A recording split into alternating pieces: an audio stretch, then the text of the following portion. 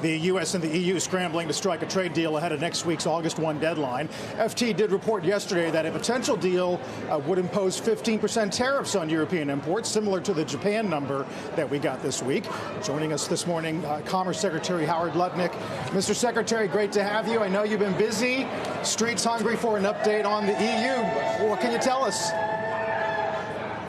Well, the EU really wants to make a deal. I mean, what's happened is Donald Trump sent them a letter and said, look, if we don't make a deal, you've got a huge trade deficit. I mean, $235 billion trade deficit, which means they sell us more stuff than we sell them. And so the president said it's 30% if you don't get a deal done. So you know how badly they want to make a deal. Is 15 the new benchmark? Well, look, the Japan deal, which I'd like to talk about, was amazing. I mean, not only are they paying 15%, but they gave Donald Trump and the American people $550 billion to invest at our and Donald Trump's discretion, the American people's discretion, to build in America the things that Donald Trump wants to build. Power, generic drugs, shipbuilding, whatever Donald Trump wants to build, the Japanese will finance it for him. Pretty amazing.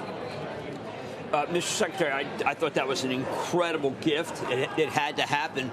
I am very concerned that if there's no deal with Europe, what they'll do to our service companies. It's the only thing that they ever really take from us anyway. How do we protect these great American companies? Well, you're right.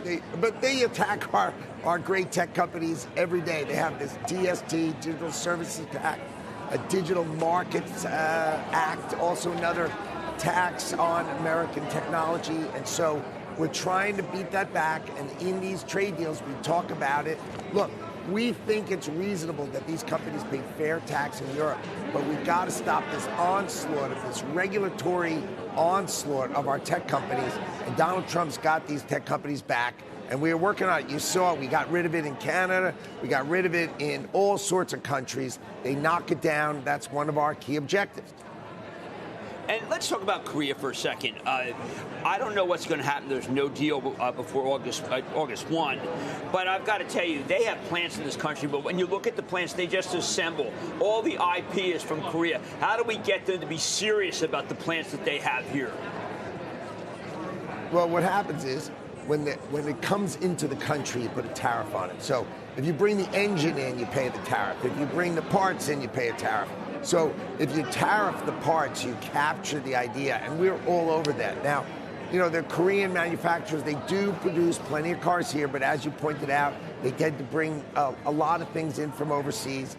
That'll get caught by these tariffs. And you know the Koreans also, like the Europeans, they very much want to make a deal. And when they saw, I mean, you could hear the expletives out of Korea when they read the Japanese deal, because the Koreans and the Japanese, they stare at each other.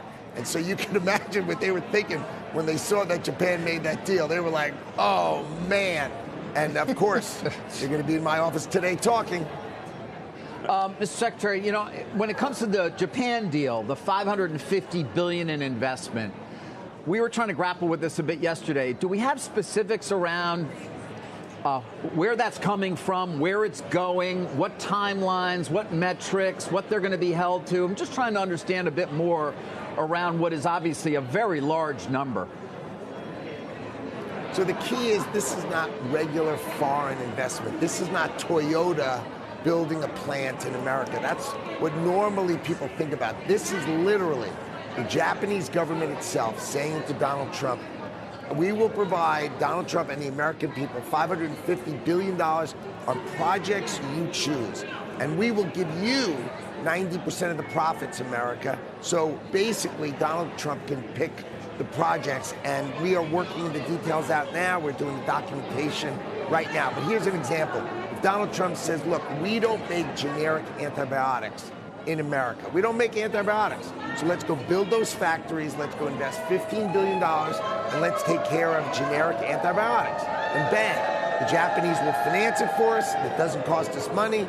And those profits, 90% of the profits stay in America. 10% go back to the Japanese to pay their cost of funding.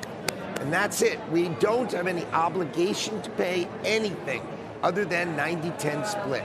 So Donald and Trump can take care of America. They're under an obligation to solve actually provide that financing. I mean, is there a way you're going to measure it if they're in violation, or I'm just curious over what time period? It's easy. This is so easy, right, Don? We give them the project. They pay for the project. They don't pay for the project, their tariff is going to go sky high the next day. They're going to pay for the project. This is easy to execute. Okay. On something else I wanted to come back on you, which is TikTok. There was some reporting yesterday, but I know you did an interview, but I don't think you talked about TikTok. So I'm curious, because I know that's also under your where are we on that in terms of dealing with the Chinese and whether or not they're actually going to allow the algorithm to be potentially transferred and we get a buying group here that takes it out of Chinese control? Right, it's got to come out of Chinese control, right? We've made the decision. You can't have Chinese control and have something on 100 million American phones. That's just not okay. So if it's in American control, and China can have a little piece, or ByteDance, the current owner, can keep a little piece, but basically Americans will have control, Americans will own the technology, and Americans will control the algorithm. That's something Donald Trump is willing to do. If that deal gets approved then by the Chinese, then that deal will happen. If they don't approve it, then TikTok is going to go dark. And those decisions are coming very soon. So let's see what the Chinese do. They've got to approve it. The deal is over to them right now. Is it part of the overall trade talks with China? Well, yes and no. I would say it's not really part of the trade talks, but you can't really go meet somebody and not bring up the topics that are open. So that's sort of, it's not officially part of it, but unofficially, of course, it's going to be discussed. Hey, finally, Mr. Secretary, on Japan, there were some complaints yesterday from the domestic auto lobby that some cars made by U.S. producers might be facing higher levies than cars built entirely in Japan. Do they have that right? That's just, oh my God, that's just so silly. I mean, come on. 15% by the Japanese. Okay, it's not as good as 25%. When your competitor goes from 25% against them to 15% against them, I guess you're a little bummed out. But come on, there's no tariff if you build it in America, and they're paying 15%. I'm telling you, the American manufacturers, I spoke to the CEOs this morning.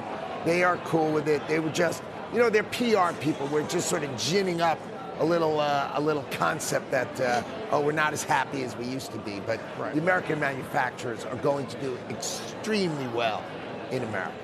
As long as they build it in America. You build it in America, you're good. Mr. Secretary, good to talk to you. We'll watch the tape closely and look forward to your return, Commerce Secretary Howard Lutnick.